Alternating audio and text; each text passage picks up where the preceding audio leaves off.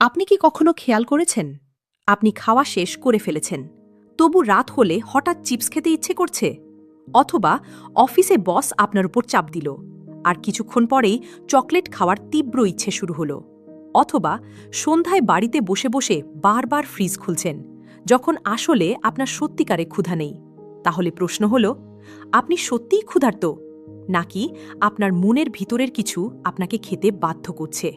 চলুন খুব সহজ করে বুঝে নিই। আমি doctor Shreyasi Chatterjee, medicine specialist, diabetes এবং হরমোন স্পেশালিস্ট। আপনি যদি ওয়েট লস নিয়ে 35 ডেজের সিরিজ দেখতে চান এবং নিজের ওজন কমাতে চান, তাহলে সাবস্ক্রাইব করুন আপনার নিজের চ্যানেল ডাক্তার ম্যাডাম। আজ 35 ডেজ ওয়েট লস সিরিজের ডে 4। ডে 3তে আমরা বুঝেছিলাম ওজন বাড়লে নিজের কাছে কোন কোন প্রশ্ন করা উচিত। আর ডে 5-এ আমরা কথা বলবো ক্যালোরি ইনটেক আর ক্যালোরি আউটপুট কিভাবে ব্যালেন্স করলে ওজন কমে। আজ আমরা বুঝব আপনি ক্ষুধা না থাকলেও কেন খেতে শুরু করেন, মানে আপনার ইটিং ট্রিগার্স, আপনার মনের লুকানো ট্রিগার্স। অনেকে ভাবে ওজন বাড়া মানে শুধু বেশি খাওয়া আর শুধু ক্যালোরি বেশি হওয়া, কিন্তু বাস্তবে অনেক সময় ওজন বাড়ার বড় কারণ হল আমাদের মন এবং আমাদের আবেগ। আজ আমরা 4টি খুব কমন ইটিং ট্রিগার বুঝব। প্রথম ট্রিগার, স্ট্রেস ইটিং। আপনি যখন চাপের মধ্যে থাকেন, আপনার শরীর থেকে একটা হরমোন বের হয়, এর নাম কর্টিসল। কর্টিসল আপনার ক্ষুধা বাড়ায় আর মিষ্টি এবং ফ্যাটি খাবারের দিকে টানে। উদাহরণ, কেউ অফিসে খুব খারাপ দিন কাটালো, বাড়ি ফেরার পথে সে বার্গার বা পিৎজা অর্ডার দিল। ওর আসলে ক্ষুধা নেই, সে মানসিকভাবে ক্লান্ত আর খাবার দিয়ে নিজেকে শান্ত করতে চাইছে। কিন্তু বারবার এমন হলে পেটের চারপাশে ফ্যাট জমতে থাকে। এখানে একটা সহজ প্রশ্ন কাজে দেয়। খাওয়ার আগে নিজেকে জিজ্ঞেস করুন, আমি কি সত্যিই ক্ষুধার্ত, নাকি আমি স্ট্রেসে আছি? দ্বিতীয় ট্রিগার, বোর্ডম ইটিং।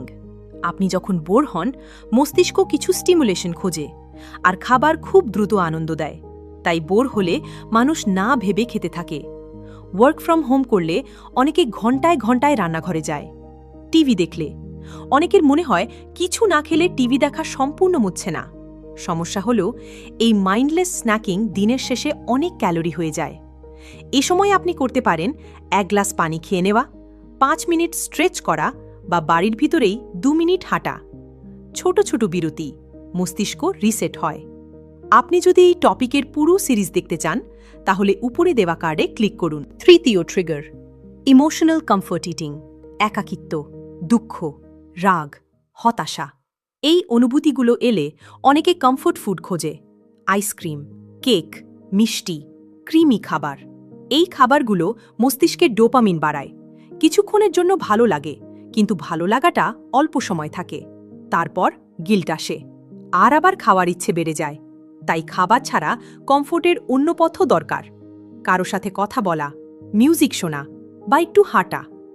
চতুর্থ ট্রিগার, ক্রেভিংস। ক্রেভিংস সাধারণ ক্ষুধা নয়। ক্ষুধা হলে ভাত, রুটি, সবজি, যে কোনো খাবারে মন ভরে যায়। কিন্তু ক্রেভিংস হলে একটা নির্দিষ্ট জিনিসই চাই, চকলেটই চাই, চিপসই চাই, ব্রেডই চাই।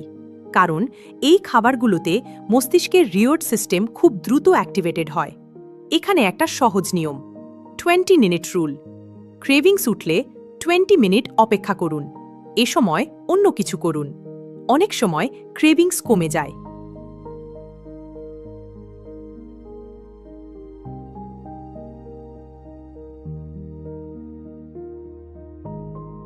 Day 4 task. প্রথম ধাপ, খাওয়ার আগে একটু থামুন।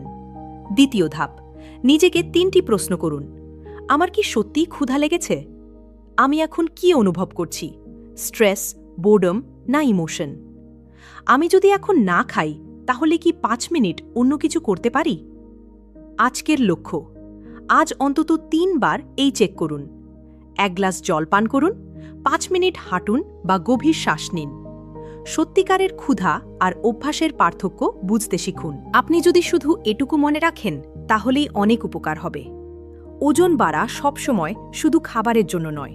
স্ট্রেস, কর্টিজল বাড়িয়ে ক্ষুধা বাড়ায়। বোর হলে আমরা না ভেবে স্ন্যাক খেয়ে নিই। মানসিক কষ্ট কমফর্ট ফুডের দিকে টানে। আর ক্রেভিংস মস্তিষ্কের রিওয়ার্ড সিস্টেম থেকে আসে।